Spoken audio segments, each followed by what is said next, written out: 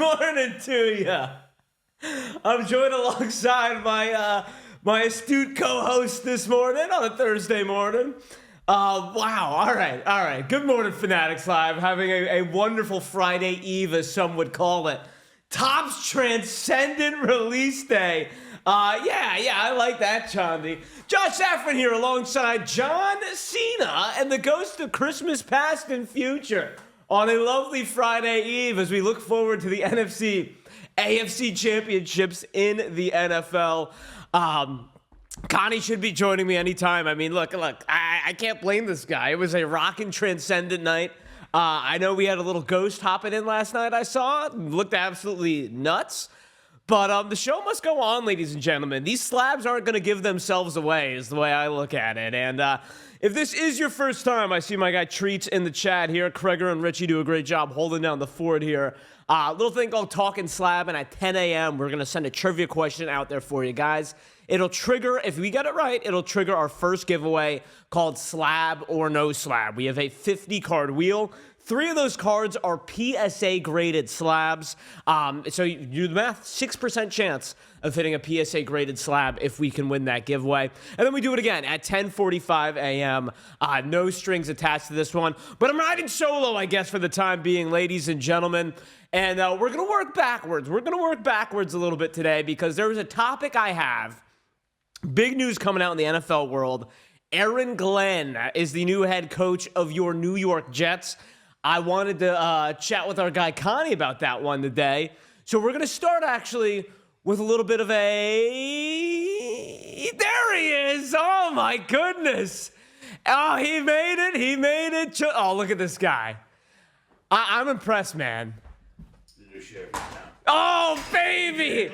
He's got the corduroy on. He's got the shades on. How about this entrance? Dude, who set this up? They got this guy ripping Transcendent till 5 in the morning. Oh, my goodness, man. What a night. Talk to me. Oh, my goodness. I mean, I'll just say Blaine LaFleur, absolute legend. He goes, so last night we're on our third case, our fourth case for Suncoast Sports, the third case for me and Jay. And he goes, there's 11 spots left. Give me a closeout price. I said, yes, sir, Blaine. That's what I can do for you. Booyah! Closes it out. How about 3 of 5 triple Jackson patch, Holiday, Merrill, Cheerio. That's the ticket. The invitation. There you go, the literal ticket. He literally, the literal ticket, and he was trying to take big ticket, big dog. He goes, dog, let's party. I need to see big dog, Josh Holsinger, mixing it up, you know what I mean? He was some MLB execs, rubbing elbows with Rob Manfred. I don't know where the party is this year. I have a couple places in mind, one of which is Kansas City. They go check out a little barbecue action, Bobby Witt. I just need to see Big Dog being Bobby. Throw the hands a little bit. Throw the hands. Attack the baseball, Bobby. You know, Big Dog Wood, he's fearless. I saw him in Carson DiMartini's DMs. Yeah. Nobody leaves dog on red, by the way. Nobody. No. That's crazy. Because I texted Big Dog, in case you don't know. Big Dog pulled the 1-on-1, I believe it was Blaine who gifted it to him. Big Dog, am I correct? You pulled the Carson DiMartini printing plate? Yeah. And we are in the works of trying to get a little meetup here with DiMartini. Unsuccessful first go-round, I believe. But I think he just hit him back up. When Big Dog said he was unsuccessful, in the midst of that show, that was actually me and him together the other night. Update, DiMartini here, whoa, it's making through the airwaves that Dog's not thrilled. Oh, yeah? And then he DM'd him right back. Oh, really? Yes. Oh, you like to see that? Yes, I do. So anything else last night? Transcended, obviously, one of the biggest releases of the year. Did we hit a cut auto last night? No cut auto last night, really grinds my gears, dude. I know, man. This product, it's different from years past. That's a word. It is a little bit better value price-wise to get in on, but there again, invitations are not every case as they were in years past and different things like that, so at the end of the day, it was a whole lot of fun, and who knows? Maybe we'll get some more in. Who knows? We don't know. We never know. Chani's requesting that you unbutton one more, by the way, Connie. I don't know about that. No, Chani, that's only for you. You got to pay to play there. Let's start charging a paywall to watch right Talkin there. Slab today if Connie unbuttons one more. Yep. All right, Connie, we got our bearings here today. Yes, I'm sorry again. Hey, man, I didn't make the schedule. That was a tight turnaround. I didn't make the schedule. I couldn't blame you, to be honest with you. Yep. Aaron Glenn, dude, the coach of the New York Jets. Yeah. Give me your earnest reaction when you saw the news hit your phone yesterday. Yeah, Jason and I obviously both diehard Jets fans. I really, this is how you know they did a number on me there, Josh. Nothing. Really? Nothing. Not a pulse. Not a blip in the EKG. Brings me no joy. The Apple Watch did nothing. That's what I got it for. Was the Apple Watch was trying to dial me back from having these out of body experiences, these reactions where I can't control myself. My cardiologist is furious. They won't take my business 45 miles wide. Yeah, I don't know. Again, I think he's a decent coach, good player, decent player. Yeah. Nothing jumps off the page. But if heart of a champion. Yeah, heart of a champion, right. But if you're the New York Jets, right, did you expect anything to? Did you expect to really get anybody that was a top of the line head coach? Did you not? So out of all the candidates remaining, right? Are you telling me there's a guy that you would have rather had as a Jets fan than Aaron Glenn? Ben Johnson. Well, yeah, right, but like he was off the table by this time yesterday. So, after Ben Johnson was off the table, after Mike Vrabel was off the table, was there really anyone else that you were really not like again? I can truly say, and again, I have since detached myself from the NFL. Like I said, this year, I'm the biggest guy. Like I said, I always preach excuses of the nails that build a house of failure. I have the mug, I have everything going on there. But I always had an excuse. Deep down, I was a hypocrite. I was a hypocrite of my own accord with the New York Jets. You know what I mean? I was like that ex-girlfriend. I gave him a reason to stay. Oh, yeah, I'll be better next time. And they kept doing it. They kept stepping out on me. And, so again, nothing moved the needle for me. Again, the GM search is still ongoing. To me, I don't really get that. Again, it's still a broken system, right? How do you, if you hire a head coach and now you're hiring a GM, should be the other way around, right? Was Aaron Glenn really going to go out and get another job for the Jets, hired a GM? He's the only one that got a second interview. Yeah, I saw. Was Woody Johnson's kid conduct the interview? He probably was. Did the Rizzler get an interview? That's my biggest question. The Rizzler probably should have gotten an interview based on who they were interviewing. I think actually Mike over here, he was next on the list. Yeah. 16 head coaches, man. Yeah. 16 head coach interviews. Only one got a second interview. Dude, what can you name? By the way, like being a Jets fan, did you see some of the names? Like I know they interviewed. I can't remember. There was one name I heard where I was like, was it Condoleezza Rice? Remember she was looking for the Browns job a bunch of years back? Dude, there was someone, I can't remember who it was, who would like coach the 6-7 college team this last year. Oh, and then the Jets interviewed them to be their head coach. It was like, Mike Loxley? Yes, for Maryland. Yes. Yeah. They interviewed the Maryland head coach who went. Rutgers went out and beat Maryland this year. Dude, Greg Schiano should have gotten a head coaching interview with the Jets at this rate. Like Jeff Hafley, I'm like, oh my God, come on. Ledoux said Rizzler and Big Justice did not get a call back. It was only Aaron Glenn and BMI with some shots fired. I think BMI, a Patriots fan, even at our worst, the Jets can't beat the Pats. Goes with the Trump tweet. Sad that they can't beat the Patriots even at their worst. Sad franchise indeed. So listen, I won't even defend myself at this point. No, I agree with you. And I will give you credit for not defending yourself, Connie, because at a certain point you got to point the finger at your own organization. And right in the mirror. The Woody Johnson best article I saw of this entire year was the Woody Johnson expose piece, and after that, it's hard to believe in your own franchise. Yep. However. Aaron Glenn, right? Here's a sign of maybe positivity, and I get Aaron Glenn isn't Dan Campbell. No. But when Aaron Glenn took over the Lions, 3-13-1. But no, not when Aaron Glenn took over the Lions. No. It's Dan Campbell took over the Lions. Aaron Glenn had a decent defense, and I will give him credit. Maintained a fairly decent defense when pretty much everybody who could get hurt did get hurt. Yes. Most notably Aiden Hutchinson, who's probably on track for Defensive Player of the Year. But again, at the end of the day, what did they lose that game? 45-31, granted, two of which were defensive scores, one of which the pick six. Was there another one that was a defensive score? I want to say there was one pick six, and I think there might have been a turnover like in the Lions red zone, so something like that. But again, still gave up 31 points to end the year. Dude, and they gave up like 30 to 40 points in every single game, it felt like, to end the year. Aside from when Sam Darnold was playing against them. It wasn't some 2000s Ravens defense performance you're right. by any stretch. BMI is just getting his shots in, by the way. Mac Jones was 5-0 against the Jets. That's a 5-0 against the Jets. Can I do anything else for you this morning? $100,000. Do you need a fresh? You need to top off on the coffee? You need to keep going? Ledoux says, at least you weren't the franchise that gave away Saquon. Yes. That's true, dude. Tell you what, I say it to you every time. Yeah. When I see that reel on Instagram, I send it to every Giants fan I know. Are we sure nobody's going to give Saquon that amount of money? I always say. By the way, congratulations to your guys. Thanks, man. Thanks. Feels good. I'm sure we'll get to that in a second. Yeah. I do We're have some doing an questions for NFC you. Championship Flip the script breakdown. here, all right? Now it's going to be an interrogation on me and my team the entire day. Yes. But Connie, no, it's fair. I'm trying to hype you up, honestly. I think Aaron Glenn is the best hire the Jets could have made. Yeah. See, here's the thing, though. To bring you back down to earth, and I think maybe this is what you're feeling. The Jets clearly have a type. I mean, since 1999, they have picked. Aaron Glenn's gonna be 3-13. We're gonna go for the guy that was 3-13 one time. Right. This is what I was saying. The similarities to Robert Saleh are a little jarring. Saleh takes over the 49ers defense in 2017, finishes out with 2020, took them from the bottom third defense to a top 5 defense in the entire NFL. Yep. Aaron Glenn takes over the Lions, is there for 3 years, takes them from a bottom of the pack defense to, I don't think they were an elite defense, but we kind of talked about it already with the hand that they were dealt, a top third defense. Not too bad. It just seems a little bit similar with Robert Saleh. But Glenn does say, if you're going to hire me, you're going to hire a coach, not a defensive coach. I'm going to talk to the offense just as much as I'm going to talk to the defense. Hey guys, can you score some points? We're getting beat like a redheaded stepchild over here. We need some points. Yeah.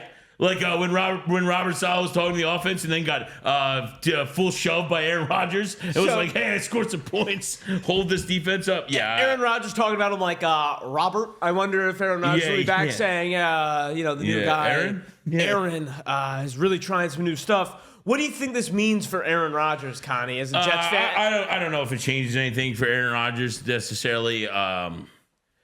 I can't even believe I'm saying this. Like, I can't believe the words are actually coming out of my mouth that you have to move on from Aaron Rodgers in what is likely the worst combination of free agent quarterback class 100%. along with draft quarterback class. And I'm saying, you know what? Aaron Rodgers can't stay here solely based on the sole reasoning behind that, right? Because I legitimately don't know if there's a better replacement for Aaron Rodgers right now. There probably is not. You're not getting. There definitely is not. Yeah, right. So, and that's the sole reasoning behind that, which is crazy, right?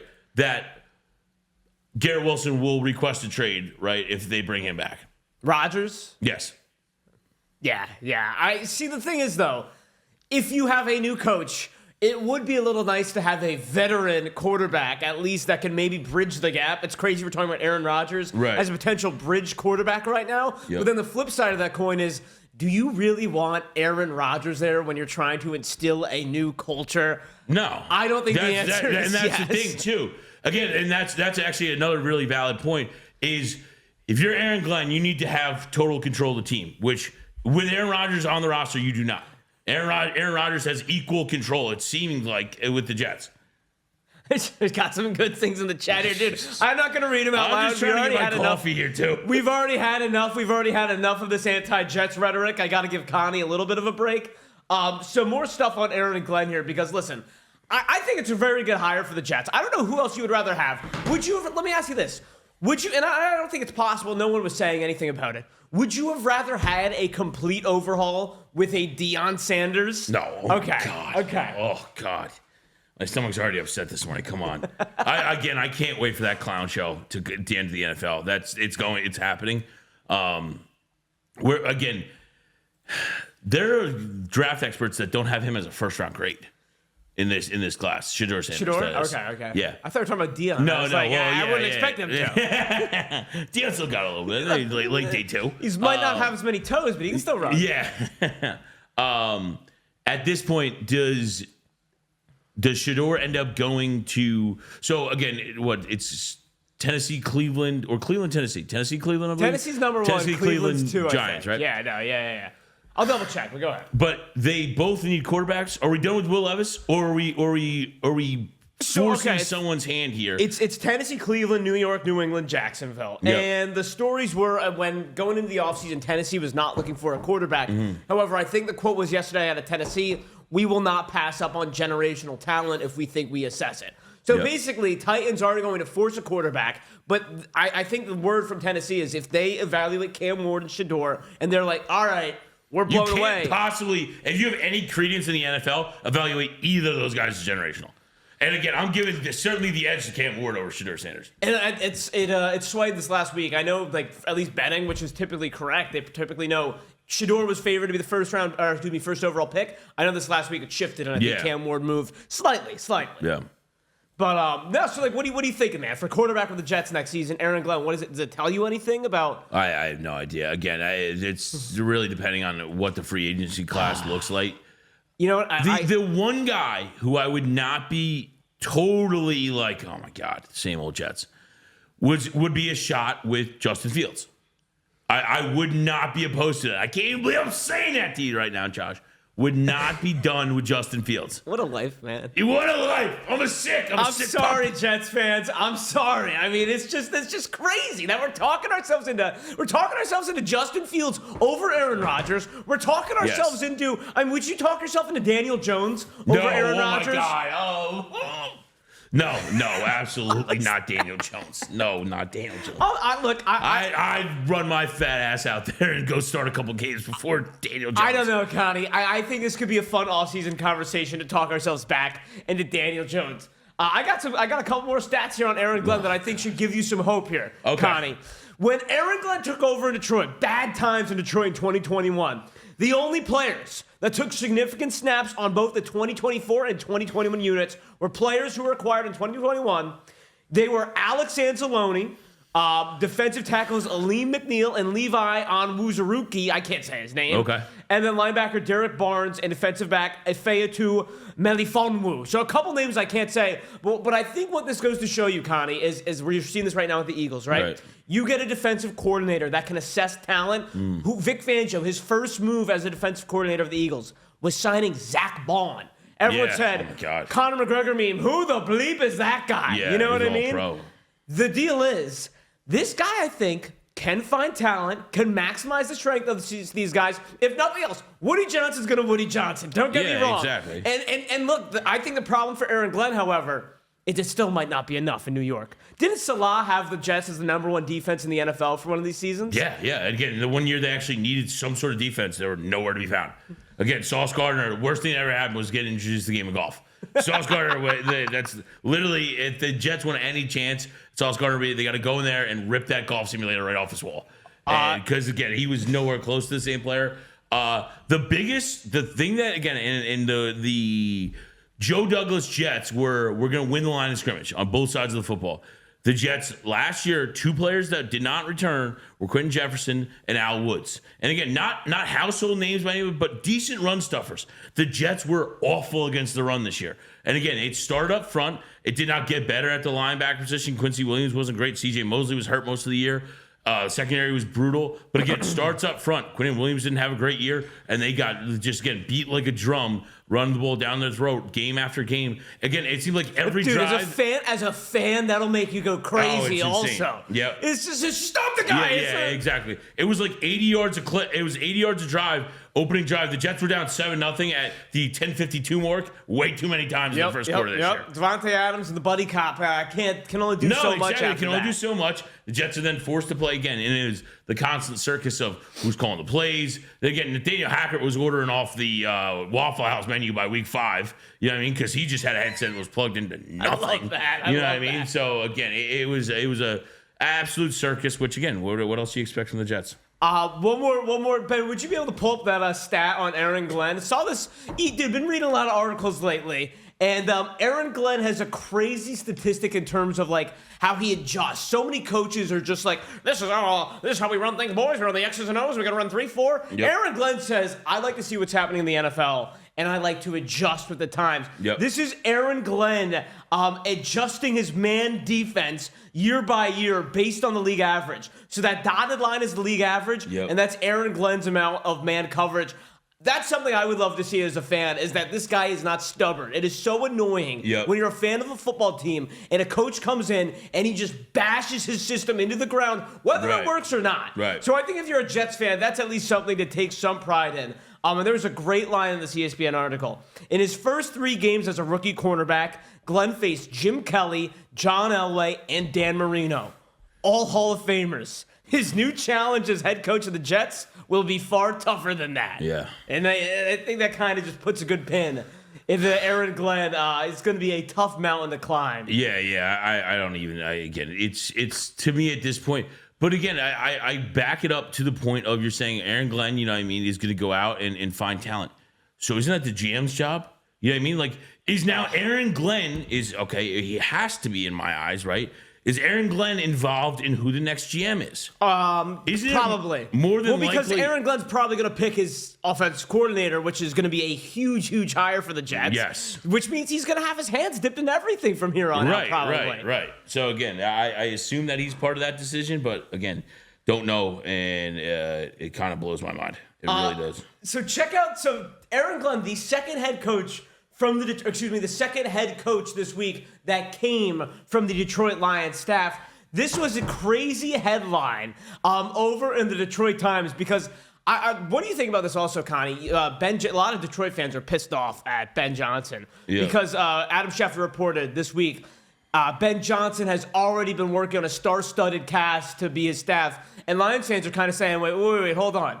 This guy was trying to coach for the NFC Championship 2 days ago. How can he already have such a laundry list of guys? Yeah. Do you put any credence into that? Again, I think that's more, I think that Ben Johnson trying to slip it up and trying to endear himself more to the Chicago Bear faithful, right, if anything. Again, at the end of the day, did he want to join the Chicago, knowing he was going there, did he want to go out as losing in the NFC divisional round? No. I'm sure, again, whatever game plan they had was the best they could do it. Again, unfortunately, for Jared Goff's sake, again, kind of coming up short when it's important again. So it's funny. Jared Goff has kind of become this like regular season merchant of putting up insane numbers, having a very good offense on top of a very good offensive line, and then just again falling short to where it's like you constantly go, oh wow, that was a win-win for both sides on that trade. Not really. Matt Stafford went out and won a ring. Yeah, right now, who do you rather have? Probably leaning Jared Goff. But again, Matt Stafford has the ring to back it up. Like the Los Angeles Rams, that is not a debate. The Rams won that trade. So I'll ask you this question I asked you yesterday. What do you think? 1 season, Les Snead, God comes down to Les Snead and goes, Les, I'll give you 1 season. You can reverse it if you want. You go Stafford or Goff. Les Snead, GM of the Rams.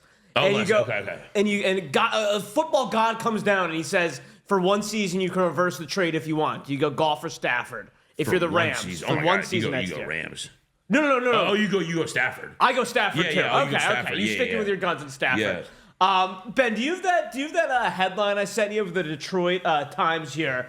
Because people on Twitter were making fun of Lions fans for freaking out. They were like, oh my God, Ben Johnson leaves. What the hell? He screwed us for the Bears. Oh my God, Aaron Glenn leaves. He absolutely screwed us. And one person replied saying, relax, you guys act like this has never happened to you before. Yeah. And then someone quote tweeted with this Detroit Times, what's the word I'm looking for? Headline saying they literally have not ever experienced this before. Yeah. It says, Ben Johnson, first Lions coordinator to leave for head coach since JFK was president. I mean, for Lions fans, it's kind of a knock at them to be like, all right, come on, you've never had anyone worthy of a head coaching job before. But if you're a Lions fan, you have no infrastructure for handling this kind of thing. And then M. Nicole over here makes a great point. Pats took the Lions defensive line coach too. Yeah. Their staff is getting picked apart. I think that Lions team, look, they're still going to win games next year. Hutchinson will probably be healthy. That's huge. Yeah. And again, Dan Campbell, to me, is the top 5 head coach in the NFL. I don't know. I don't know. Look, he's a top. You're not buying the whole trade. Did you feel anything?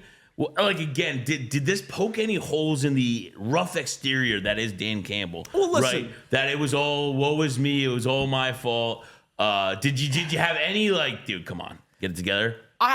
Look, I think what you said about Jared Goff can be applied to Dan Campbell. Ultimately, really? Yes, and I think Dan Campbell needs to get a lot of credit and should be beloved by Detroit fans for another 5 years, honestly, before they start getting mad at him. Like, what he has done as a culture setter, as a head coach, is ultimately outweighs all the shortcomings in the playoffs. But like at a certain point, it's like, dude, come on. Like this whole fourth down going for it, like one push comes to shove. Like, well, I know I'm kind of rehashing stuff that I talked about, but to put a pin on this, like that Jameson Williams play to me is unforgivable. Down 10 in a winnable game still, start of the fourth quarter. But again, is that on Ben Johnson, Dan Campbell, or is that on Jameson Williams? Hey, like, I'm sure if it's not open, throw the ball away. No, sure, but it doesn't matter. Jameson Williams, who's gotten suspended for gambling or PEDs or gambling, whatever. I was gambling. Yes. Like, look, JMO, hell of a player. He's young, doesn't have the highest IQ, obviously, based on the gambling thing, I'm going to say. It's on the head coach at the end of the day. It has to come on someone. Yep. And then Bertikov says, and you stay in the vision, kind of a little middle finger, a little bit for Ben Johnson. Look, I don't blame Ben Johnson, but I think if you're a Lions fan, just a little bit more sting to it. But Connie, it could always be worse, couldn't it? No. You don't think so? To be the Jets? No. For the Jets? But tell me who's it worse? I think there's a couple teams that have it worse. Oh.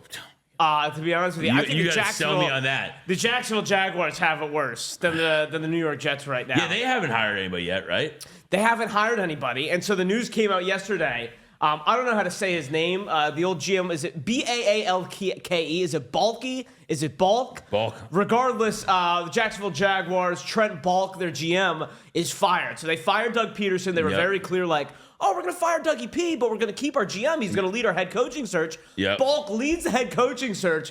They can't get any head coaches. And then they say, you know what? Get out of here. In the middle of the offseason looking for a head coach. Yeah. That seems pretty bad to me. The tweets reacting to Balk getting fired are hilarious. Yep. Ben Solak, oh my goodness, come on. Dysfunctional teams do dysfunctional things. That's from Pro Football Talk, by the way. This isn't for random people. Yeah. I'm trying to see Albert Breer, better late than never, but the reality is this was the mishandle from the start. My belief is Jaguars owner Shad Khan needed the help from Balk on the coaching search, and through the process, I know he'd shown flexibility to move on from Balk to land the right coach. What the hell's going on in Jacksonville, man? Yeah, again, it's similar thing. Whoever the first tweet you read was, but again, it was bad franchises make bad decisions, and clearly again mishandled. But to try to sell me that this is a worse position, again, start at the most important position in football. Mm-hmm. Would you rather have right now the situation in the quarterback room that the Jaguars have or that the Jets have? Jets. No shot. Yes. No way. Yes. You're saying person question mark is better off than 100%. Trevor Lawrence. Yes, sir. You Trevor can't do Lawrence, anything. the hobby savior. Yeah, not only a few years back. Yeah, same with Justin Herbert. Same with Justin Herbert. Same with Kenny Pickett. Same with Brock Purdy. Same with Anthony Richardson. Come on. All right? Kenny I'm Pickett, not doing legendary this. Philadelphia Eagle right there. Absolutely. Same with Mac Jones. $100,000 one-of-one card. Like, yes.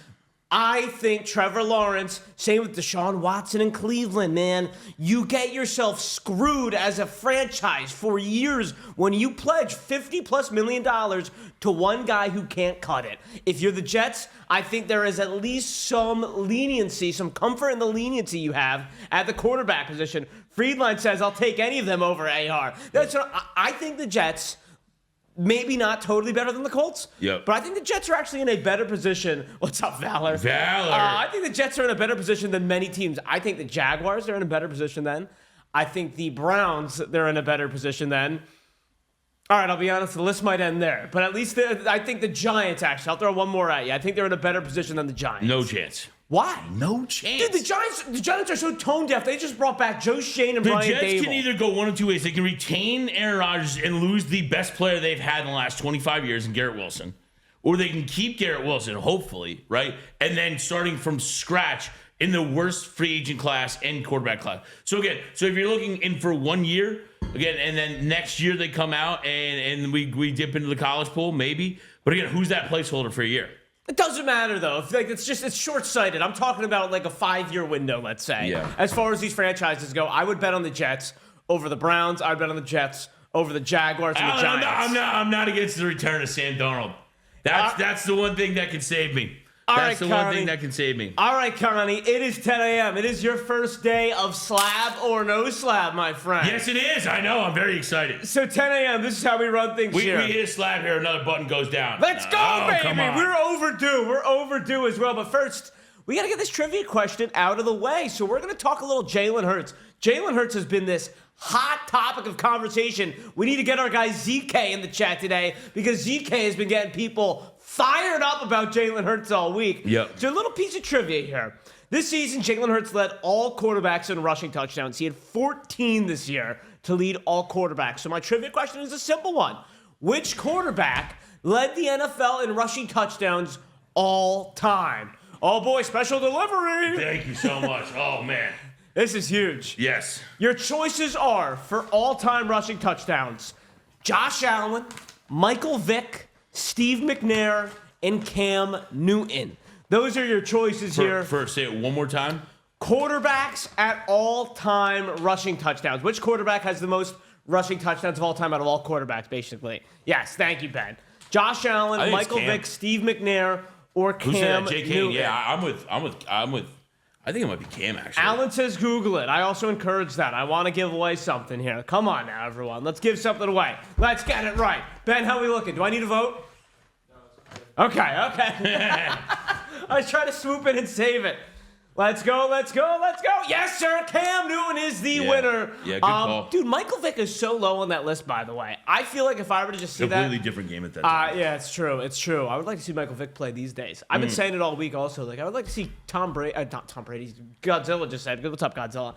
Tom Brady. I don't need to see any more Tom Brady. Tim Tebow, dude. I think Tim Tebow could actually play more in today's NFL. Not like, a honestly. chance. Yes, Tim he could. Tebow Yes, he could. stunk in the NFL. Oh, come on. He beat the Steelers in the playoffs. Damn, Playoffs. Okay. Everyone going to say every one-off playoff win, yeah, bring him back. No chance. All right, slab or no slab? I'd rather see Tim Tebow play for the Mets. Wardjerker, Tebow can play for the Yankees. Yeah, the New York Mets pre-Steve Cohen.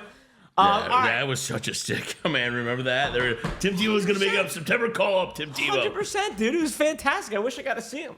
All right, so we're going to play a little game called Jalen Hurts Versus. Remember Shaq Versus back in the day? Yes, yeah, absolutely. That's kind of why I was thinking about this. Jalen Hurts Versus. And I need to get ZK in here because he's been peddling Jalen Hurts propaganda all week, and no one has been able to agree with him. Not in even a good me. way or bad way? Good way. Eagles fan ZK has been saying, Jalen Hurts one of the best in the league. Jay Kane stands with ZK.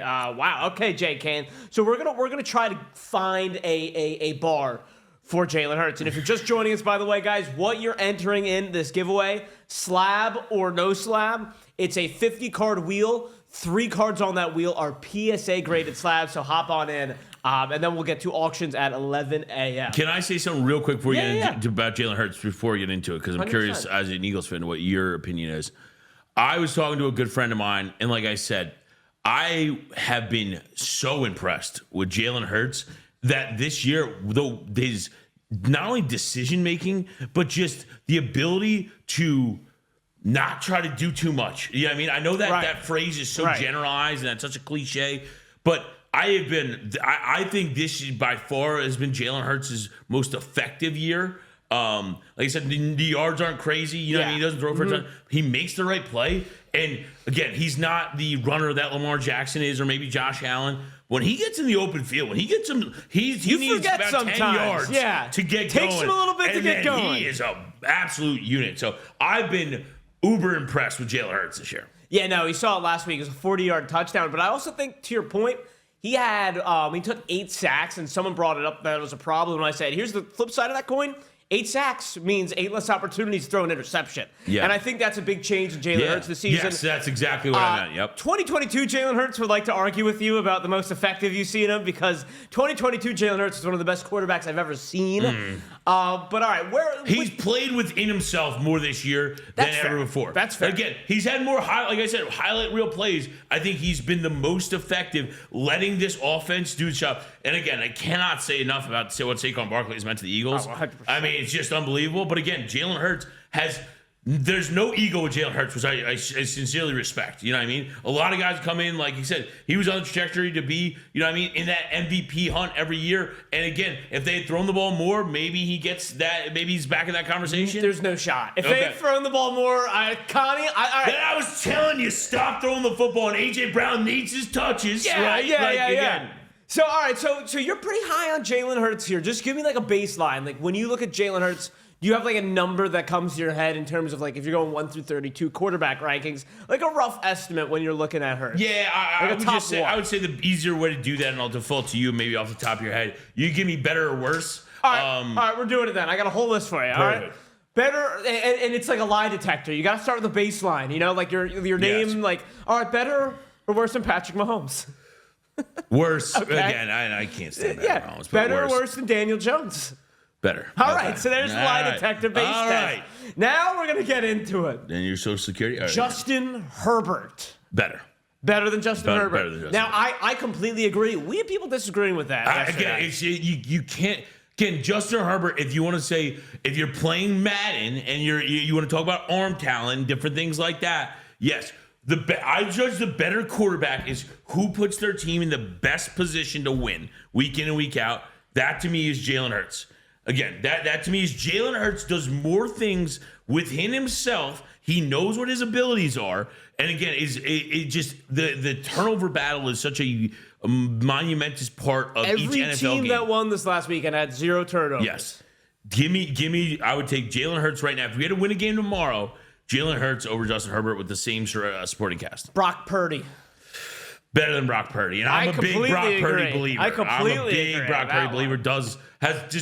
Can do more than Brock Purdy can. They're like the same kind of quarterback, but Jalen Hurts can run more than Brock Purdy. Yeah, JK, I'm singing the same tune, JK. All right, what about Tua? Tua time. You a Tua guy? Yeah, Pat. Yeah, I've been doing too many shows I'm with taking Pat whatever lately. question mark quarterback over the Jets have than Tua. All right, for NFC East folks like myself, I think this is one of the bigger ones. Dakota Prescott. Which quarterback do you think is better? I thought you were going to say Jalen Hurts. I thought you were going to say Daniels, which to me... You're going with Jalen Hurts over Dakota Prescott. Oh, yeah. Oh, my God, yeah. Well, again, like I said, other than Lamar, Josh Allen, and Mahomes, you're going to really have to sell me on somebody that's ahead of... You're this high on Jalen Hurts. I really am. Wow. All right. really am. Anyone, I know you're out there. Are we taking Dak over Jalen Hurts? Can I say it?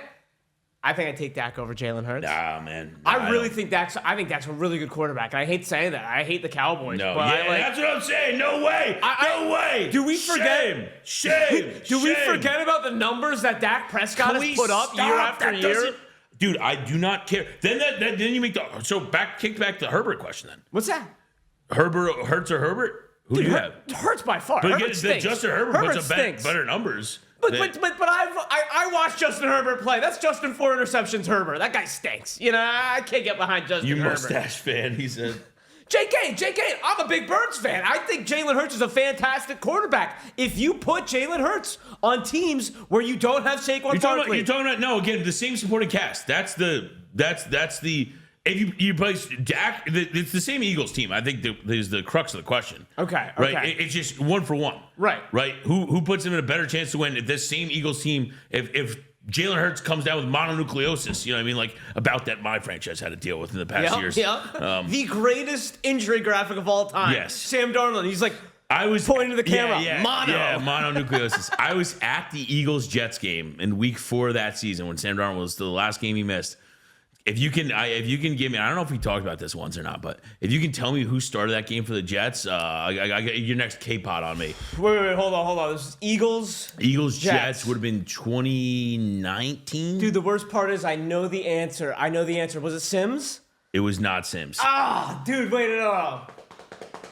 Oh, this was like a Tommy something or something? No, like that? All right, it was Wazoo legend Luke Falk. I knew that too. Dude, FALK got sacked 13 times that day. I was at that game, dude. Oh, it was 47-9 or something like that? The worst thing I've ever seen. That was the Le'Veon Jets. That was, dude, I was still getting beard poured on me because I had my Jets puffer on. Like in the third quarter, I'm like, you guys, it's enough. I mean, come on. What are we doing here? All right, I got another name for you then. Jayden Daniels. I mean, this is the big one. That's the one where I might take Daniels. I would take Daniels. I would take that's Daniels. The one where the starter jack days, right? War.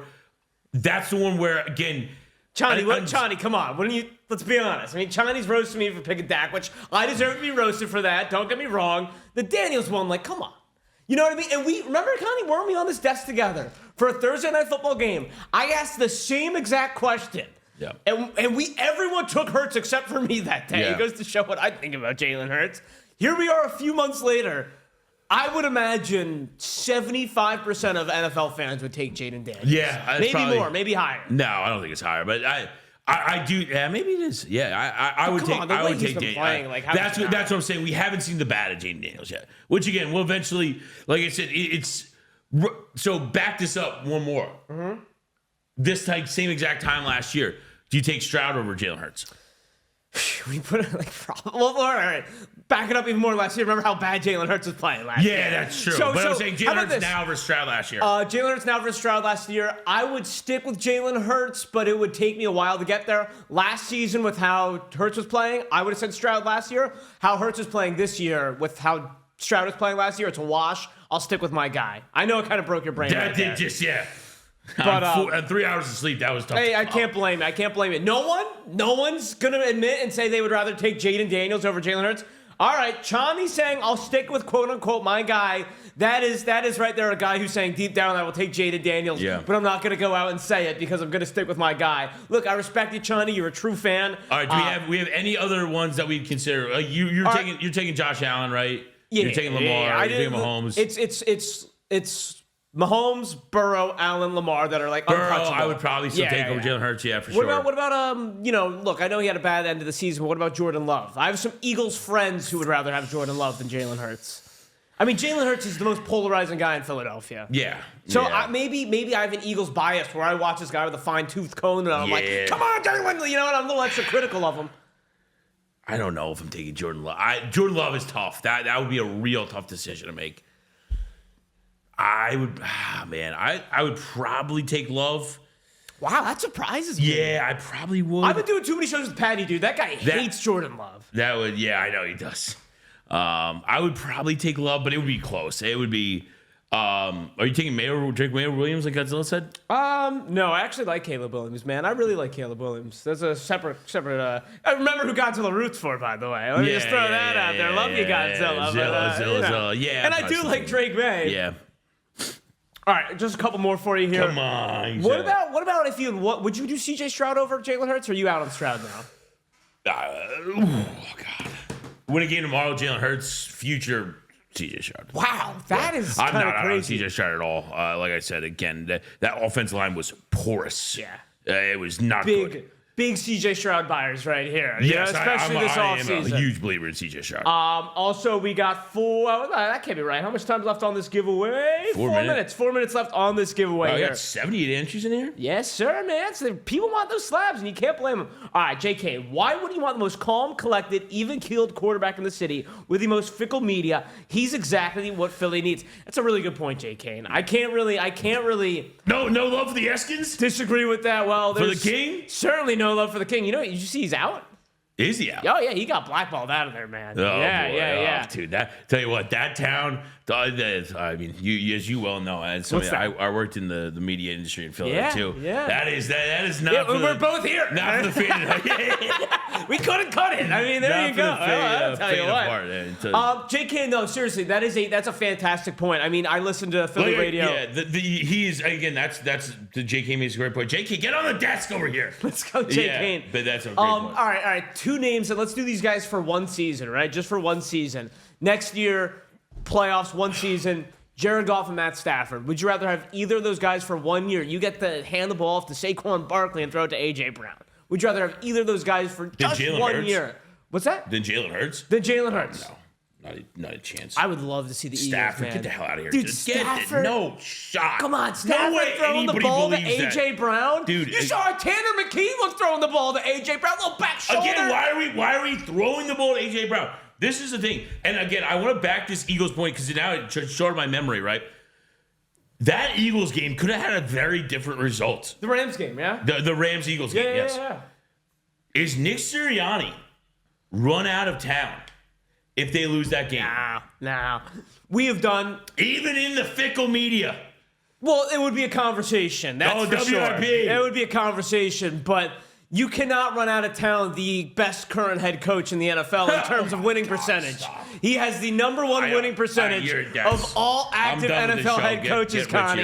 You can't run that guy out of town. There's no possible way you think Nick Sirianni is the best head coach in the NFL. I said in terms of winning percentage. I don't it's care. a fact. It's not an opinion. It's a fact. Better than Reed? In terms of head coaches in the NFL, Nick Sirianni has the best winning percentage. No, okay. That's a fact. Because of Reed's tenure, not during the time he's been in the head, since he's been a head coach. I don't know that. I don't know that. Yeah, there's no way. But I'm just calling it fact to fact in winning percentage. Not most amount of wins. You're skewing. This is again. You should be running for public office. You're just skewing the fact. Hey, man, I like to spin my narrative. Yes, Let me use my numbers as much as I can. Yeah, right. All right, so all in all, you have Jalen Hurts as a top 7 quarterback, I feel like. I have Jalen Hurts as a top 12 quarterback, I feel like, is the difference here. Man, I wish ZK was here because this whole segment was literally for ZK because he's been doing this every single day. Crazy stat that ZK's been peddling. I'll just repeat it one more time.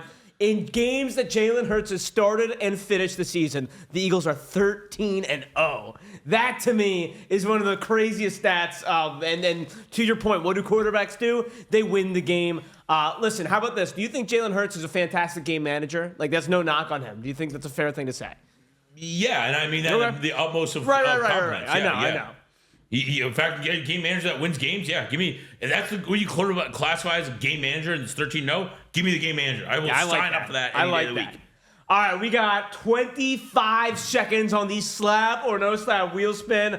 Oh, no. Jaws, the biggest Eagles hater, saying that he's going to be with me tomorrow. I am dreading that show now, Jaws. Damn it. I've never even met Jaws before. I'm going to meet him. He was like, hey, nice to meet you. Bleep Jalen Hurts. Like, what the hell? We're going to start touring the country. Come debate.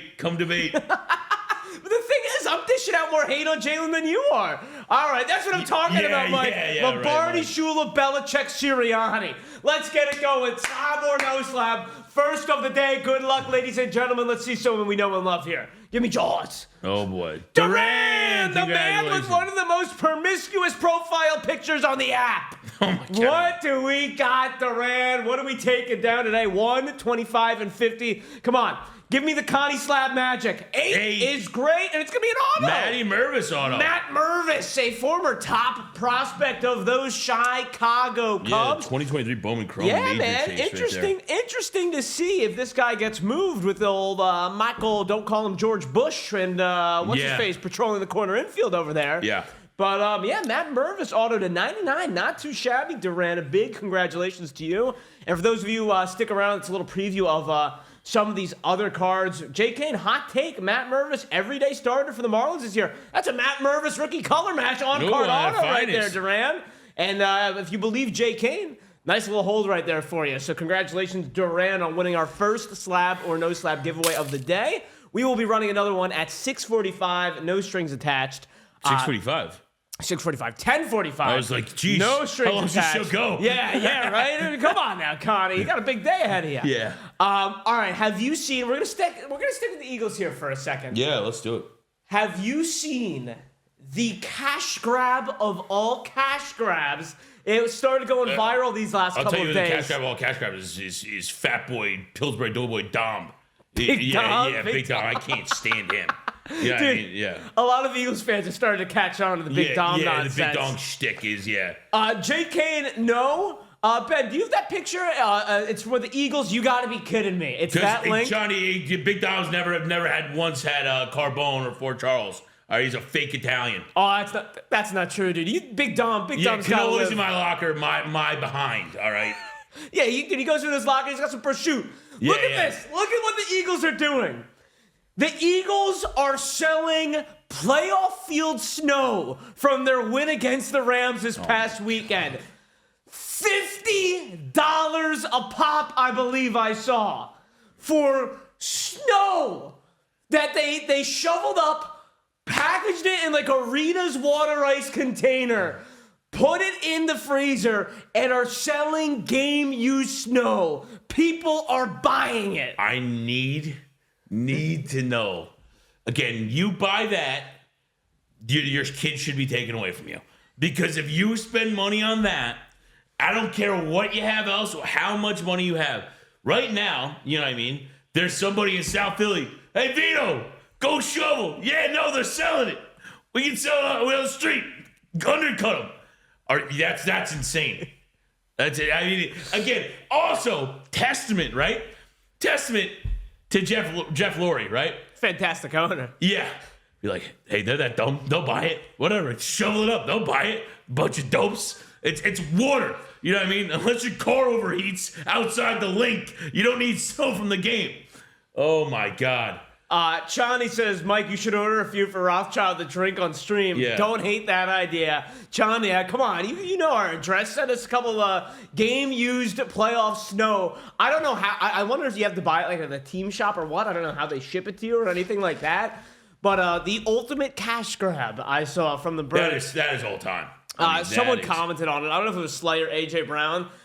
The quote was something like, they were like, people are buying that? And they kind of paused and they were like, that's why I love this city, man. They're just so passionate. Like, they had to have that quick, they're like, oh, boy. Before I say something that gets me in trouble, I'm going to turn this into something positive here. Oh, my goodness. I mean, that is.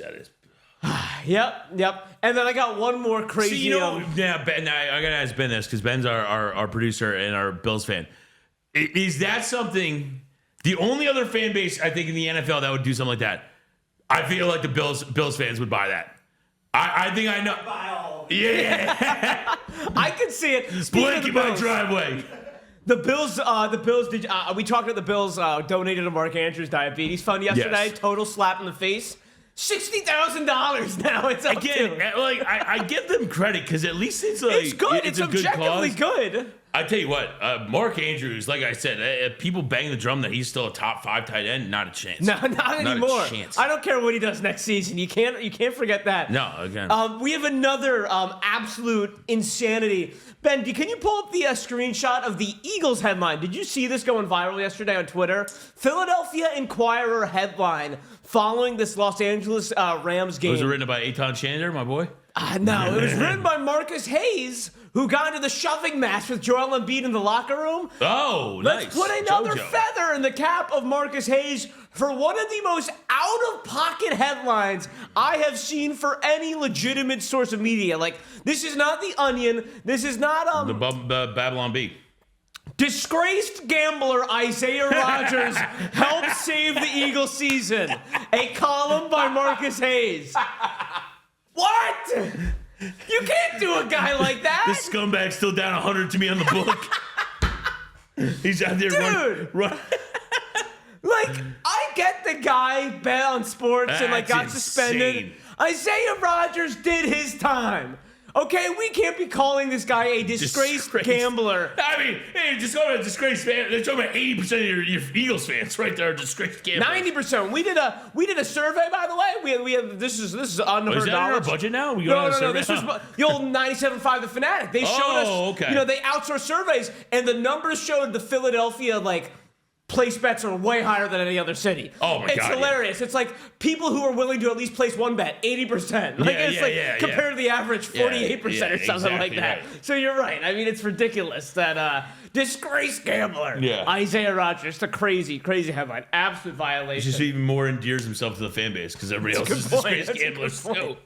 All right, let's talk some NFC Championship, man. I want to save we did a little Bills talk because Matty Ice, our resident Bills expert, along with Ben over here. But I'll tell you what, Matty Ice, again, as a Bills fan, was banging the drum in week 4 or 5 whenever the Jets-Bills played Monday Night Football that Sean McDermott would need to be fired if the Bills lost to the Jets, which they almost did, again, if the Jets didn't, down their leg. And now, he told me last week that the Bills were going to lose. The Bills could not lose last week to the Baltimore Ravens. This was the year Josh Allen MVP. I think we're set in stone now that Josh Allen is the MVP. I see that smile. That means you've been away for a long time, Connie. Yeah. It's been a long time since you've been on the show. And Milo, by the way, calls Marcus Hayes a joke. That's what I'm talking about, Milo. Yeah, is it still Decameron and John Ritchie in the morning? Yeah. Okay. Yeah. The Hammer. Marcus Hayes does not come on very much anymore. I tell you what, they sent him over to overnights. Do they still have Ike Reese? Yeah. Do you remember the Ike Reese, the LTBB? Oh yeah, let the Bronco book. Yeah, still preaching it, man. Yeah, driving He's around. always supporting the quarterback. Yeah. I used to get on with him a couple times. I've been ushered off that show a few times. Really? Yes. I got on that show one time and to say that Klay Thompson was going to be a future Sixer, and Ike Reese laughed at me and say, "There's no way he's coming to Philly," and he was right, and I was wrong. Yeah. All right. That was a young Josh's introduction to sports radio over there. But all right, Eagles, Commanders, NFC Championship. Real quick, which game? Like honestly, which game are you more excited to watch as just a fan of football? I feel like for me, if I was a neutral, I would be saying Chiefs Bills. It's just a classic. I would say Bills Chiefs. Yeah, right. But it's close. I tell you what, if you're the NFL, this is a dream scenario. 100%. You know what I mean? No matter what, your Super Bowl is going to be awesome. It is going to be awesome. And I banged this drum. I know you said we've been away for a while. The Chiefs cannot win this football game. And again, I want to I don't know where. I'm all over the place today because I've had so much. I've been it's on all right, in a week. It's all right. And I'm glad that we have longer time on the show. Absolute screw job by the refs in that Chiefs game last week. Absolute hack job by the refs. So I'll go Bills Chiefs. I think the Commanders Eagles game is awesome as well. Okay, yeah. The whole screw job with the refs and the Chiefs is so stupid in my opinion. Yeah, again, I think it's keep extending drives. They're a good team, man. They're a good team. They take advantage of every penalty. You can't blame them for that. You know, absolutely. The kids giving penalties should not be called. I said the number this week already. What are they going to decline the penalty? I said the number this week, Connie. Someone did the research, not me. I just regurgitated the stat. In the last 2 seasons, fourth quarter and overtime, 1-score games, there's only a differential of 1 penalty called on the Chiefs versus against the Chiefs. It is not as bad as you feel. Fourth quarter doesn't mean you win the game. That's not when you win the game. All right. There's plays on again. Extending drives, early game, just as important. Points count the same in every quarter there, Chief. Eagles, Commanders, NFC Championship. For the Eagles, Connie, their biggest weakness is what? You know, some are saying people are calling the Eagles most complete team left out of the last 4, and it's hard to disagree. But if there is a weakness to find in this Eagles team, where do you think it is? I would say trying to contain Jayden Daniels on the ground. That's a huge win. Just the fact that you're saying that is you couldn't even find a weakness on the Eagles. You'd have flipped it over to the Commanders. Again, offensively, maybe slightly up front with the Eagles. I don't think their offensive line. I think running-wise, they've been great. Pass protecting, I think they've been okay. I don't know if the Commanders' pass rush is their strong suit, so I think it might be a moot point. I would say containing Jayden Daniels outside the pocket will be their biggest thing. You know what I mean? Because, again, I think they're back. Darius Slay played the best football game I've seen him play in years the other day. He looked really good. DeJean obviously is good. Quintanamo Bay. I would say keeping Daniels from extending plays, picking up cheap first downs with his legs, I think will be just to keep drives moving. I think will be the biggest thing. Whether they spy him or not, I'm not sure, but I would say that's really it. Like I said, I do probably agree with the most complete team. I think the biggest weakness in this game, Connie, is going to be the health of Jalen Hurts. I mean, that guy. That's fair. That's a good. That guy sprained his MCL this past weekend, and no, that's just the speculating. I've heard a lot of speculation that it's a sprained MCL. I shouldn't say that as a fact. I'm just glad he didn't blow something out. That was stunk. I'm just worried that he is going to be extremely limited, and you're not really going to know what version of Jalen you're going to get until that game happens. And if he isn't mobile, listen, man, you hyped him up a lot, and I respect it. I appreciate it. I'm very concerned if you force Jalen to play from the pocket. Makes me a little bit nervous. No, that is not his strong suit. Again, he doesn't have to be the Lamar Jackson type runner where it's read one and a half, go. But again, if he can't get out at all, and if they can't run a little Q power and different things like that to keep them off balance, that is a disadvantage to the Eagles. Absolutely. Like I've been saying, though. Again, if you're the Philadelphia Eagles, if it ain't broke, don't fix it. Pound Saquon Barkley. And they will, Give him 25 touches on the ground. You know what I mean? Keep the ball in that regard out of Jayden Daniels' hand. You know what I mean? If you score 7, making a 15-play drive, that takes 6.5, 7 minutes. You know what I mean? Make it those long scoring drives. Jay Cannon and I think are on the same page. He says Eagles' only potential weakness is if they have to play without the lead. If we get the lead, our track record of the season says W, and that is the thing, Jay Kane. If you're the Commanders, you're probably, most coaches they defer. If you're the Commanders, you're probably saying, give us the ball. Let's get an early lead. You want to jump on them quick. All right, in this game, and don't say Saquon Barkley, all right? That's going to take that out of your vernacular here. Oh, my goodness. Player you think makes the biggest impact in this game? Because I think, obviously, the answer is Saquon Barkley, but give me someone else. I think it's Jalen Carter. I think, I think it's the big man up front. Defensive Player of the Year, Jalen Carter. Was the Bonds another fine answer. I think Jalen Carter, again, you come down to that last drive where we could be singing a very different tune. You know what I mean? The Rams come back in that football game, and are they selling that snow? If they lose that game, they're cheap. Hell no, they that snow holds a little bit different value. No, they huh? aren't. Jalen Carter, again, menacing up front. He really is. Again, you have to block him with 2. I think Jalen Carter, effort is everything with him, right? You know, again, he plays. He's a freak. He is a freak. Again, he's a monster human being with feet that move like that. Is somebody compared to me on the dance floor? You know what I mean? All right. So no, I think it's Jalen Carter up front for the Eagles. Milo, if this is your first time joining us, you're preaching to the choir. I will come in Monday if the Eagles win wearing a Zach Bond jersey. I wear it every single Eagles win on Monday. Oh, boy. I'm wearing my Zach Bond jersey here. I think it is Zach Bond, Milo, and I don't know if his numbers are going to be sacks or interceptions. Zach Bond is going to have the hardest job in this game, and it's going to be the quarterback spy, Jayden Daniels, this upcoming weekend. And because of that, I think he'll succeed. I think he's up to the task. I'm going to say Zach Bond is going to have the biggest impact. Not named Saquon Barkley, of course. Right. We kind of joked about this earlier, but I want to get your take. Do you think Nick Sirianni's a good head coach? No. No? Come on, dude. Good At a certain point, you got to just admit he wins. Do I think he's a great head coach? No.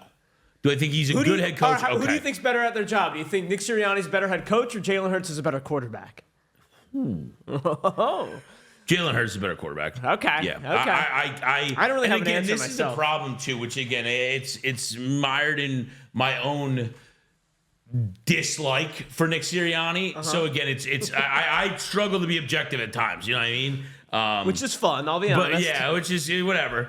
Like I said, he's done things to win, but I struggle to believe that anybody with that roster doesn't produce at this level. That's what I will say. I think Howie Roseman would be the best GM in football. Yes, big time. Although, did you see the video of him jumping around on the sideline last game? No. Oh, he looked like a fool. Yeah. I didn't want to play it. It's too embarrassing. It's too embarrassing.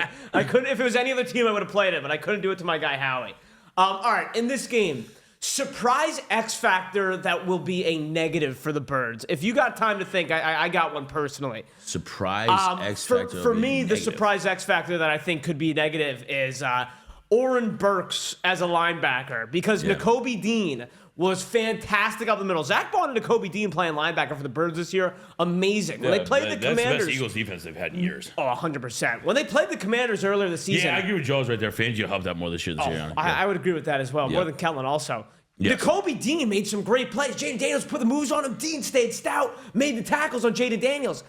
I think that Oren Burks and whoever plays linebacker for the Eagles next to Zach Bond, they're going to get got a couple of times by Jayden Daniels in the scramble. That's why I'm nervous for a bad X factor for the Birds. You got anyone else that you're thinking of who could... not off the top of my head like that. That's, again, as much as I would say Eagles fan. I guess, again, if it's anybody, it's...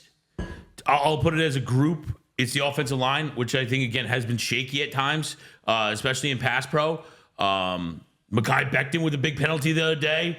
Can't stand him. See, this is your lack of objectivity here. Yes. Mekhi Becton's had a maybe not phenomenal, but he's been very good. But per the Mekhi Becton that you know and love. But I can't wait for big Mekhi to jump off sides or false start on 4th down and 1, tush pushing at the goal line. So no, again, if it's anything, it'd be with the lack of mobility that Hurts will probably have. The offensive line has to be good in pass protection. And I'm a big believer in this offensive line. I mean, Stoutland University is a real thing. The Eagles' offensive line it's just been a machine these last few years. Yep. One of my favorite parts about being a fan. All right, are you familiar with this being the Josh Harris Bowl? I don't know if you have any knowledge Josh of that. Harris owns the 76ers and then owns controlling rights to the Commanders, correct? Yes. Yes. I hate that guy, man. What a weasel. Yeah. Like, he owned what, the Devils too? How do you own the Sixers? I believe the Sixers was the first. Then he owns the Devils, direct rival to the Flyers. Now he owns the Commanders, direct rival to the Eagles. What a snake. Got to get a piece of I-95, baby. I cannot stand that guy, Josh Harris. It's the Josh Harris Bowl. Yeah. A lot of bleep Josh Harris signs going up around Philly. But did you see the new thing about they're no longer moving to Center City? Yeah, They're getting a new arena in South Philly. I did, which I think is a good thing. But Josh Harris sure as hell didn't want to stay in South Philly. He's a bum, dude. He said. No, Captain Caveman, thank you. Captain Caveman knows Josh Harris is the freaking worst And I cannot wait because all the Commanders fans, all the players are, oh, Mr. Harris, he's just shut up. I can't stand him. All right. Hold on real quick. Yeah, what's up? Just because, again, it's unique to that position. Would you, right, as a NFL football fan, and again, not sure that how much his impact directly has on your what your thoughts on the league are. Would you rather have Dan Snyder or Josh Harris in the league? Josh Harris. Yeah, that's what I'm saying. Okay. All right. Wait, as an NFL fan or an Eagles fan? As an Eagles fan, Dan Snyder. Yeah. But it's like the same way how I want Mike McCarthy to keep coaching the Cowboys as an Eagles fan. Yeah. A.J. Brown, should we be worried? Or should Eagles fans be worried? What is your non-Eagles fan take on, like, he's done nothing through 2 playoff games? Except read a book. He's done nothing if he's done nothing and they lost and he had 10 targets and he had 4 drops, the Eagles, I said this when he started bitching about not getting touches, it was out of the middle of the season, right? And they went away from the ground that was Saquon Barkley. The Eagles are doing what they need to do to win football games. Mm-hmm. I'm not worried. No. Do I think A.J. Brown is still a top 10 receiver in the NFL? Absolutely. Again, when these numbers call upon, he'll make plays. No, I'm not worried about that at all. I think he does have a bit of T.O. in him. Yeah, he's not as good as T.O. Which to me is great news, Captain Caveman. I like that. And Jay Kane, he has at least occupied 1 to 2 potential. Yeah, I'm not worried about that. That's a good point, Jay Kane. I didn't think about that. A.J. Brown, one of the best decoys left, I guess you could say. Yeah, again, you still have to, you have to respect him. You're not. He hasn't lost a step to where I can play single high man on him. You have to still bracket coverage. A.J. Brown. I'm not worried at all. And before we look at the Commanders, do you have like one bet? Like, I don't know if it's too early for you, but if there's a bet you were to make for the Eagles specifically, I'll give you mine. Mine's right on the heels. I bet on A.J. Brown. I'll keep betting on A.J. Brown. Now, I lost it last week. Don't get me wrong, but I got to imagine there's going to be some regression of the mean. His number is 56.5 this weekend against a, Marshawn Lattimore. I respect him. A.J. Brown definitely got the better of him in their first matchup this season. But you got any better? I don't know if you've looked. Saquon Barkley's number in this game is 130.5 rushing yards, in case you were thinking about that one. I've never seen a rushing total that high in my entire life, by the way. That's too high. 130.5. I sure as hell am not taking the under. But you can't, because you can't take the under. I'm not gonna take the over, but I certainly wouldn't take the under either. No, it's ridiculous. Not yet. I'm gonna go tap the old TP. You know what I do like? I like the under 47.5. I think the way the style the Eagles want to play here is kind of slow and steady wins the race, and I think the Eagles defense is far better than the Detroit Lions defense is. I think they force far more punts of the Commanders' offense. Or maybe the key will be forcing turnover on downs. I don't know if punt is in the vocabulary for Kingsbury, Dan Quinn, and Jayden Daniels. Yeah, that's I could see this. Right, to your point, I could see it being like if it's 47.5, the under could come in, but it won't be comfortable. Like similar to the Buccaneers game where it's like a 23-20, where it's like doesn't feel like a defensive battle, but the under hit in that game. Yeah. As well. All right, let's look at the Commanders here, man, because I think maybe this is the more. The more interesting team of these two. The Eagles, you kind of know what you're getting. The Commanders are just wild card, man. Yeah. We'll do the same way. We started the Eagles and their biggest weakness. For the Commanders, I think their biggest weakness might be more obvious, but I'm wondering what you think it is. Yeah. Again, I don't know how good they are really defensively. Like I said, obviously forced some turnovers of Jared Goff, but again, forcing Jared Goff into bad decisions is not that hard. Again, and that's the thing is like Jared Goff, he had the stretch where he didn't throw a pick, and it seemed like he ages. But it's like it's Jared Goff is like the trickle effect. Like when one goes, there's more to come. He starts to press, starts to force the ball. I would say, I guess they're defensively as a unit. Like I said, haven't watched a ton of them play this year. Thought they've done obviously some nice things offensively. They look great. I guess they're defensively as a whole outside of their pass defense. Jay Kane says Commanders ranked 30th in rushing defense, which is nuts. I don't know if you heard of the Saquon Barkley guy. It's going to be pretty tough to stop him. I think it is as simple as that. I want to sound like a genius. I want to come up with some great angle. Simple as that. Their rushing defense is trash. Yeah. I mean, I think Jaws said it as well. who deserves more credit this season, Dan Quinn or Cliff Kingsbury? Because I think for me, we can't possibly talk about Cliff Kingsbury. I think it's Cliff Kingsbury without a doubt, Connie. I think Cliff Kingsbury deserves a lot of credit. Jayden Daniels. It's option C, Jayden Daniels. Now listen. Patrick Mahomes and Jayden Daniels have one common denominator. It's Cliff Kingsbury, man. At a certain point, I'm not saying Kingsbury made both of these guys. No. They are unique. They are special talents. But you can Kingsbury screw guys under up. 500 in college with Patrick Mahomes, was he not? I couldn't tell you. Yeah, I'll believe you if that's the case. But I mean, look, man. I think Cliff Kingsbury's done a really good job with this offense. I heard what he learned in Thailand. He's implementing into the Washington Commanders. Put some respect on his name. Enough of the Thailand memes, man. Never. Come on, dude. That's been a good offense this season. And Josh says Quinn's leadership, but Cliff's mentality. I will always side on when you bring in a head coach, and I do think Dan Quinn deserves credit. The defense you have seen the defense get better as the season goes. Yeah. Which and you're right. I mean, look, he's being a leader of men, and for an NFL team, a young NFL team, you deserve a lot of credit. But ultimately, what this offense is doing with not a great offensive line, with a rookie quarterback, with Terry McLaurin and the Zits. That's no disrespect to Diami Brown. He's having a fantastic season. Yep.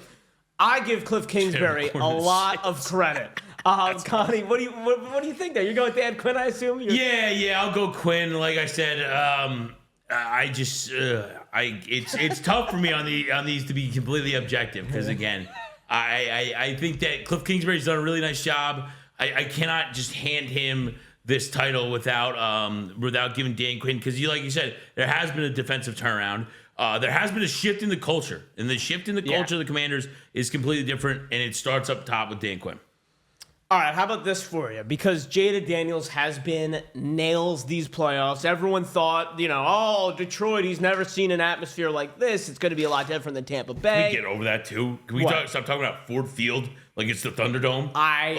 Give me a break with that. No. There is some middle ground here. The Lions, I would say, probably have a top 5 home field advantage in the NFL these days. Top 5. Maybe they're 5 on that list. But top 5, I mean, look, Vikings, Bills, Chiefs. Vikings, Eagles.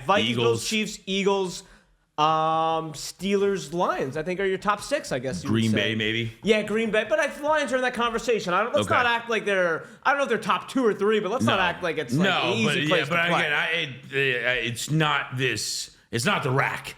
You know what I mean? Okay. Oh, buddy, that's not the time to bring that up. No. I can't believe it. The worst game of Jayden Daniels' rookie season, aside from games where he was injured, left early, or the first game of his NFL career, worst game he played was in Lincoln Financial Field this season. Yeah. That's the other thing, too. Do you think he comes back down to earth, or is this a different version of Jayden Daniels at this point?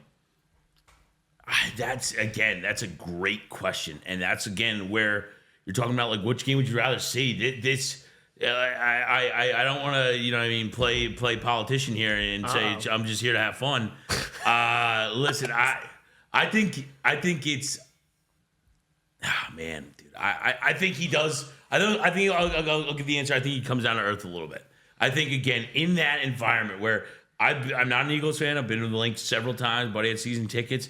Those people are lunatics. They're mean. They're actually mean. Is the difference? They are. Like, Bills fans are good people. You know what I mean? Like, Daniels at their heart. has never played in an environment like he'll play in on Sunday.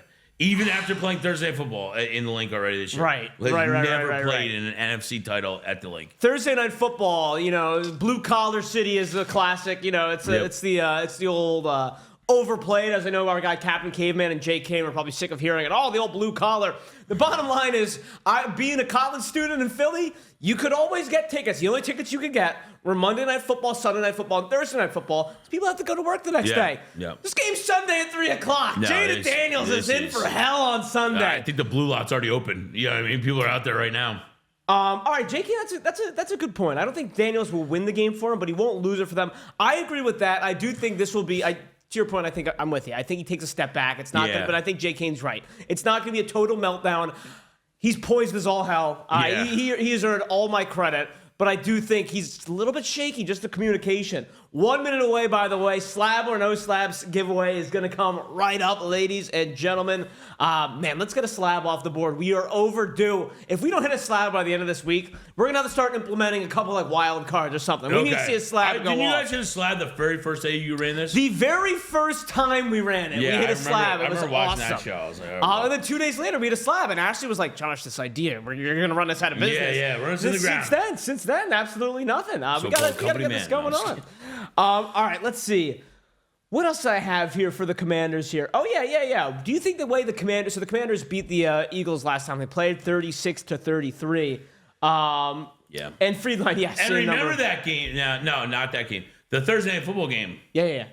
You had the Commanders. I picked the Commanders. Yeah, I did. I did pick the Commanders in that game. I was barking up the right tree. But do you think the way... Oh, it's live. Slab or no slab. Second giveaway is live. Hop on in, ladies and gentlemen. What's up, Frable? Good morning to you. Frable says Hurts was out. Doesn't count. The second game they played. Hurts got knocked out of the game. Yeah. But, Frable, I will say this much. They put up 36 points on the defense. Yep. Jayden Daniels threw for 5 touchdowns. Connie, do you see that and say, could be some trouble coming down the pipe? Or do you say, no. That's, one game, Hurts was out, not really comparable. Yeah, not comparable. No, not at all. No, not comparable. No. I don't know.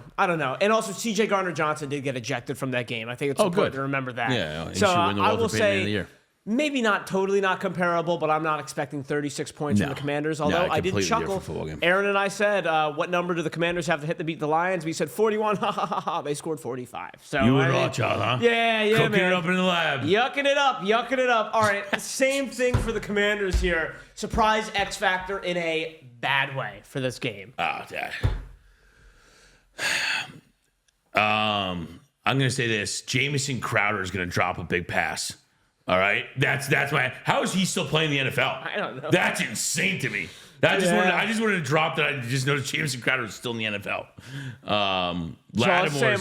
Lattimore. Also, Jaws. Do you ever go to sleep? Jaws was on. I saw Jaws with Kreger and them at 5:15 when I shut my eyes. Really? Yeah. Shout out Jaws. That guy's crazy. Crazy. I'm gonna get to know him live on air. Yeah. He's a hell of a good time. My surprise X Factor bad is going to be the Washington Commanders offensive line. Sam Cosmi, I think that's how you say his name. Cosmi, whatever. Yeah. Tore his ACL against the Lions last week. I didn't realize the Commanders had Tyler Biadasz either. He's the center for them. I had no idea, man. I'm not an offensive line guru. God, dude, that was win and lose football games. But I know when you have a starting guy tear his ACL and then you got to play against Jalen Carter the next week, typically a recipe for disaster. I think it's going to be a lot less time for Jayden Daniels in the pocket like in this game. That was my X factor for the Eagles was Jalen Carter. So to me, right, like the big thing with Jalen Carter last year was the effort, right? Was it there every play? Mm-hmm. Was he a guy you get after the quarterback on every single play? What changes that? Sorry, very important. Tennis ball sent me a text. All right, you gotta answer TV. What changes that in a player? Right? Where does that come from?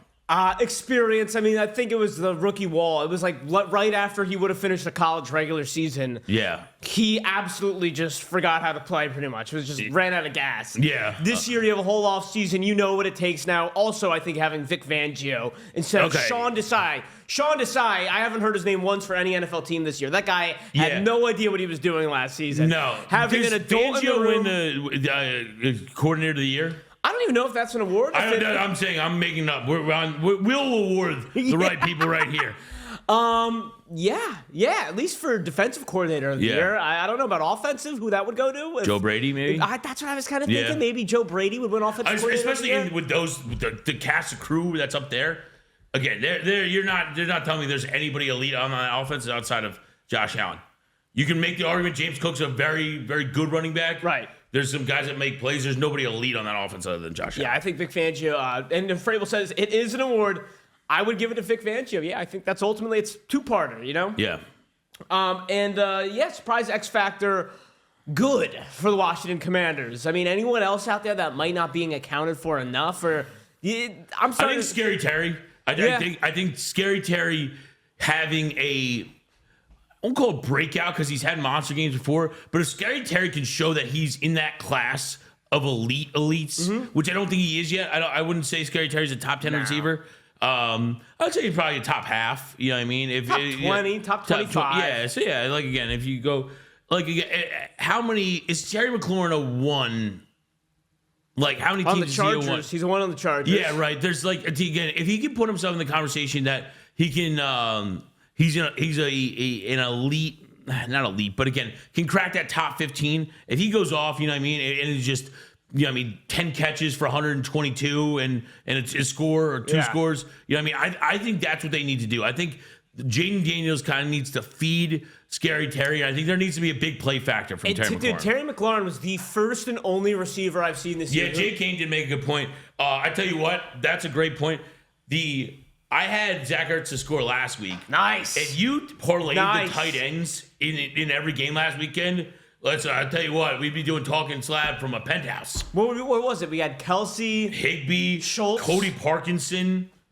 Oh my gosh! Yeah, you're right. Dude, you're right. It was all over the place. Tight ends goal to go in the playoffs. That's not a bad angle. I might actually kind of copy that. I'll be honest, Jay Kane. I think there's going to be a little more kind of bleep you energy to Zach Ertz in this game. Him and Nick Sirianni were jawing at each other last game. Yeah. Which, you know, with all due respect to Zach Nick Sirianni's Ertz. gonna shut his mouth, dude. Like, again, Nick Sirianni embodies the whole Philly tough guy thing where he's a fake tough guy. That's what my issue is with Nick Sirianni. He's a fake tough guy hiding behind his elite level talent that he has on his roster. Nick Sirianni coaching the Jaguars, coaching the Jets. Nick Sirianni's a crumb. All right, that's Nick Sirianni, fake tough guy. Oh, just like God. Big Dom, just like Big Dom. Him and Big Dom again. Couple rodeo Look at clowns. look at you, call out a guy to be a fake tough guy, sit behind a microphone. What if I told you? What if I told you? Fake tough guy. Nick Sirianni's coming right in on set. He's coming in today. Right, I'll bounce him on my lap. right. WRX says, I like that take. Get out of here. Come on now. WRX, you take your Javier Assad auto and leave. I think WRX was our winner yesterday on Slab or No Slab. But I mean, look, come on, man. Nick Sirianni's a guy who just goes to war for his guys. He's a little emotional. So what? So what? He goes, dude, when Aaron Boone comes out and says there's savages in the box. I think Aaron Boone's a clown too. All right. There you go. There you go. Relax. I saw this horrible clickbait article yesterday, and I just had to share it.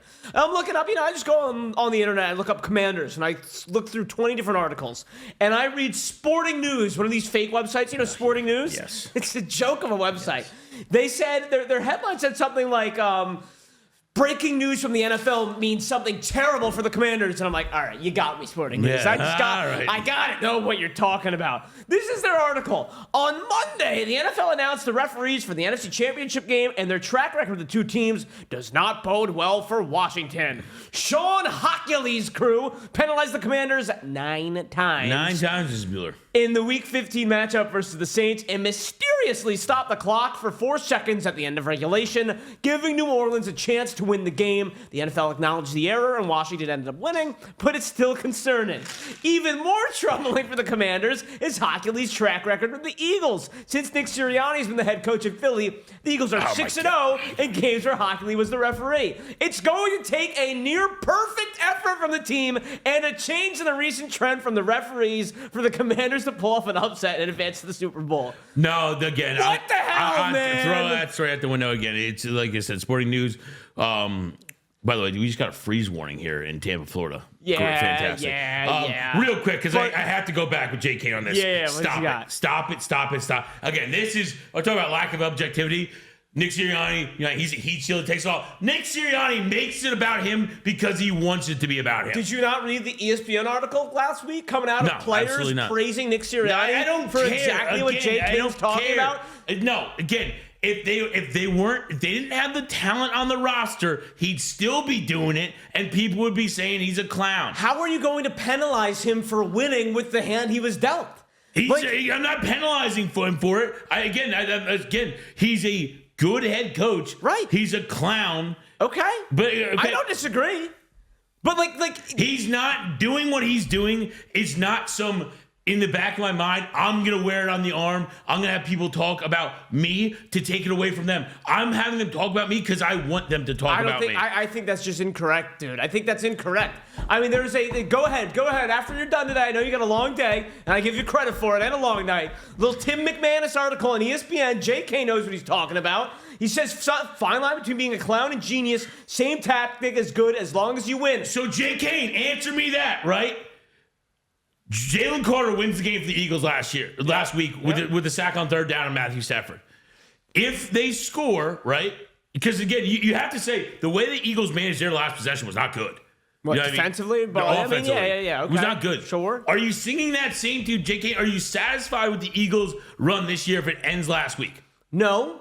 But it didn't end last week, so what are we doing? What are we doing, Connie? But again, that's because of Jalen Carter. Not Nick Sirianni. Sure, it's because of Jalen Carter, but who coaches Jalen Carter? You know what I mean? We can talk in circles all day. Yeah. Connie, before you're out of here. Yes. Ben, we have a couple videos here from the it's been a while since you've been on Talkin Slab. I thought you had Cabo spring break pulled up. I was like, hey.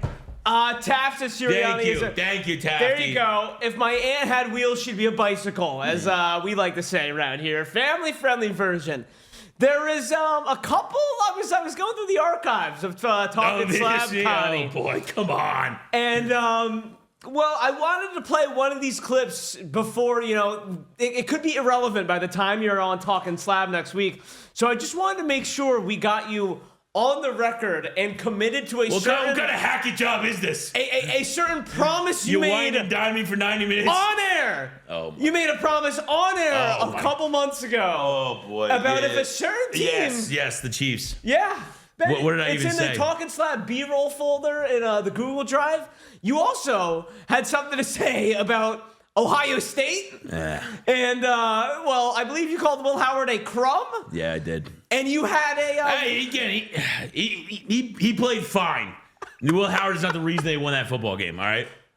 Yeah, but you also called Ryan Day an absolute clown job. Yeah, Ryan Day is still a clown. I'll stand by that, too. All right, here we go. Roll the tape. This is Connie.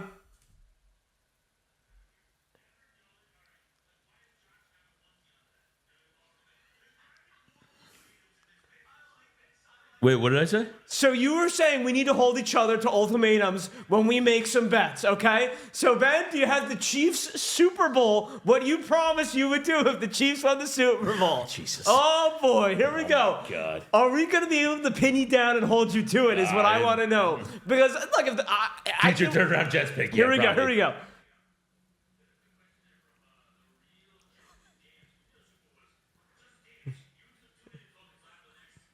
Good promo, good plug.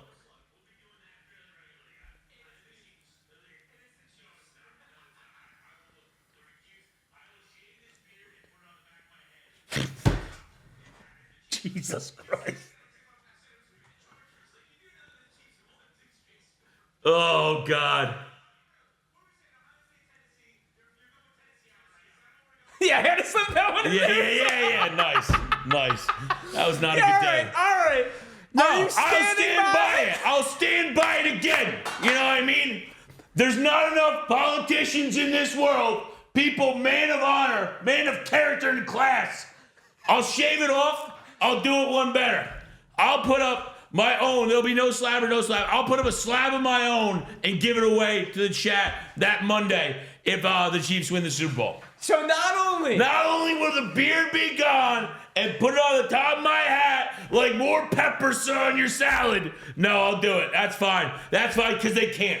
They can't and they won't. They can't. They won't. The reign of tyranny. That Big Red and Taylor Swift and now Caitlin Clark.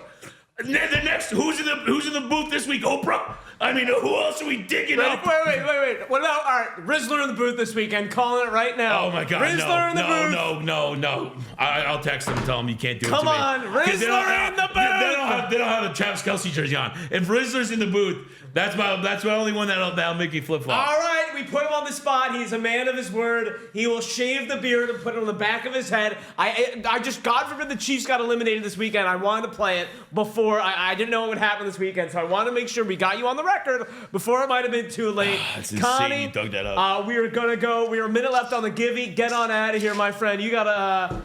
bang. You got to go...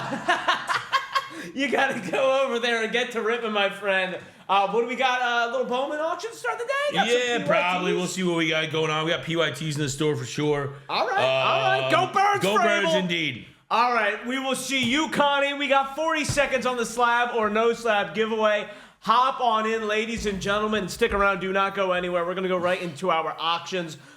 Transcendent last night was a blast. Interested to see... we're going to go through some of these pictures here, what we had from yesterday. I got a couple treats waiting for me. Yeah, they're we got 16 spots left in this random break and a definitive mixture for your viewing pleasure. There we go, Vrabel. Some pro Nick Sirianni talk in the chat. Nick Sirianni is the man. 10 seconds on the giveaway. What's up, BCH? Hope everyone's having a fantastic week as we head into one of the more fun weekends of the year. What are we all going to do Saturday? That's the thing. It's the calm before the storm. All right, good luck, everybody. 97 entries in here. Lose with the Garden. Oh, boy. Oh, boy. Come on. And the winner is... what do we got? Oh, boy. AJ Lebao taking it down. I've seen AJ in this chat before. Big congratulations to you, AJ. 125 and 50. What do we got, AJ? 22. Can we get a damn slab? Come on. 22 is going to be a Clay Holmes autograph, though. 2 autos coming off the wheel today. How about that for the absolute free? That is not bad, AJ. Congratulations right there. A Clay Holmes auto, newly added, if I may add, to the wheel. 22's been a hot number this week. There you go. A Clay Holmes auto on card, wearing the pinstripes for you. What's going on, Jay Will? Good to see you in here. All right, I will see Jaws tomorrow at 9:30 here on Talkin Slab. If this is your first time, we do this every single weekday morning. 10 a.m. and 10:45 a.m. is when you really need to tune in for the giveaways. And at 11 a.m., without further ado, we're going to send it over to Connie, who is running a marathon right now. Shout out to Connie for doing a Transcendent last night, now breaking during the day today. Appreciate you guys joining us. Go Birds. We're going to be doing more on the AFC Championship tomorrow. Some best bets and futures looking ahead to the Super Bowl. Have a fantastic Thursday, and I'll see you right here tomorrow on Suncoast Sports. See ya!